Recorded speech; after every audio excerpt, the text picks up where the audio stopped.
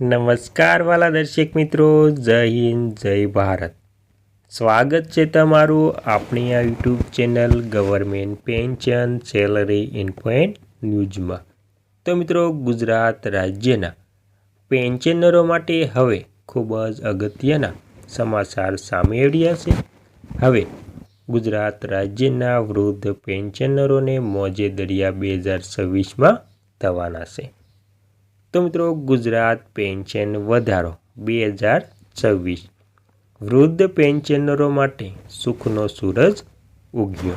તો મિત્રો, હવે ગુજરાત રાજ્યના તમામ વૃદ્ધ પેન્શનરોને મોજે દરિયા થવાના છે. તેમાં પેન્શન, બસ મુસાફરી, ટ્રેન મુસાફરી, હવાઈ મુસાફરી જેવામાં તેમજ બેંકમાં લાઇનમાં ન ઊભું રહેવું પડે તે માટે વૃદ્ધોને પ્રાથમિકતા આપવામાં આવે છે અને તેમના માટે અનેક લાભો જાહેર કરવામાં આવે છે. તેના વિશે મિત્રો આજે આપણે જાણવાનું છે.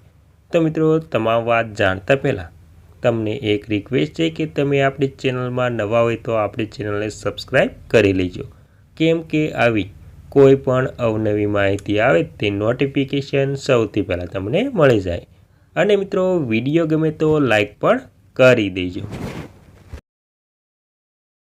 તો મિત્રો, વિગતવાર વાત કરીએ તો 2026 અપડેટ. નિવૃત્તિ બાદ સ્થિર અને સુરક્ષિત આવક શોધી રહેલા વડીલો માટે મહત્વપૂર્ણ સમાચાર છે.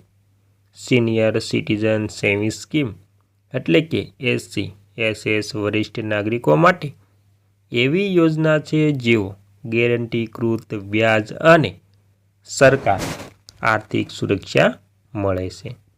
60 વર્ષથી વધુમાં એટલે કે 60 વર્ષથી વધુ વયના નાગરિકો માટે આ યોજના ખાસ ઉપયોગી માનવામાં આવે છે.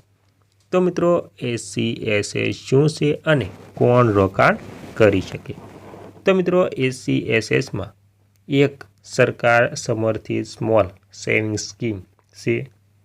સામાન્ય રીતે 60 વર્ષ અથવા તો તેથી વધુ વયના નાગરિકો માટે તેમાં રોકાણ કરી શકે છે.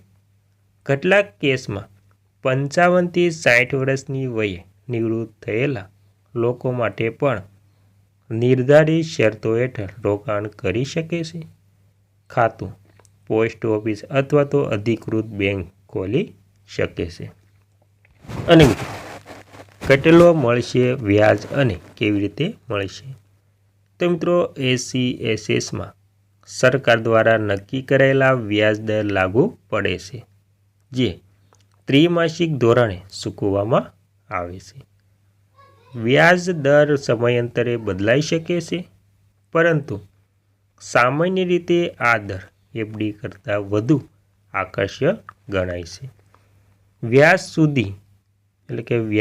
સીધું રોકાણકારોના ખાતામાં જમા થાય છે, જેમાંથી નિયમિત આવક મળે છે મિત્રો. અને કેટલું રોકાણ કરી શકાય? તો મિત્રો, SCSSમાં નિર્ધારિત મહત્તમ મર્યાદા સુધી રોકાણ કરી શકાય છે.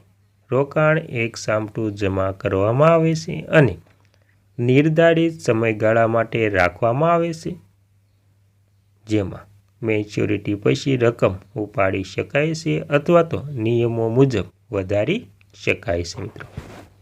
અને મિત્રો, હવે આપણે અંતમાં જાણી લેવું છે કે કેમ માનવામાં આવે છે સુરક્ષિત વિકલ્પ.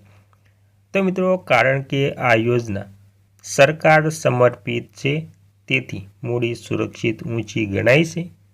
બજારમાં ઉત્તમ ચઢાવથી આ યોજના પર સીધી અસર પડતી નથી, જેના કારણે નિવૃત્ત લોકો માટે આ એક વિશ્વસનીય વિકલ્પ બની શકે છે.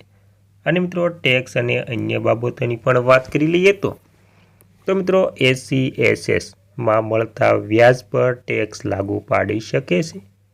રોકાણ કરતાં પહેલાં વર્તમાન ટેક્સ નિયમો અને વ્યાજ દર ચકાસવા જરૂરી છે. યોગ્ય નાણાકીય આયોજન સાથે આ યોજના નિવૃત્તિ પછી સ્થિર આવકનો સ્ત્રોત બની શકે છે. અને મિત્રો, SCSS વરિષ્ઠ નાગરિકો માટે ઊંચું વ્યાજ અને સુરક્ષિત સાથેનું વિશ્વસનીય રોકાણ વિકલ્પ છે. નિવૃત્તિ પછી નિયમિત આવક અને મૂડી સુરક્ષા માટે આ યોજના યોગ્ય સાબિત થઈ શકે છે. રોકાણ કરતા પહેલાં તાજા વ્યાજદર અને નિયમો ચકાસવા ખૂબ જ જરૂરી છે. અને મિત્રો, આ લેખ સામાન્ય માહિતી માટે છે અને તૈયાર કરવામાં પણ સામાન્ય માહિતી આવી છે. વ્યાજદર, રોકાણ મર્યાદા અને ટેક્સ નિયમો સમયાંતરે બદલાઈ શકે છે. રોકાણ કરતા પહેલાં સંબંધિત પોસ્ટ ઓફિસ, બેંક અથવા તો અધિકૃત સ્ત્રોતની સચોટ માહિતી ચકાસવી ખૂબ જ જરૂરી છે મિત્રો.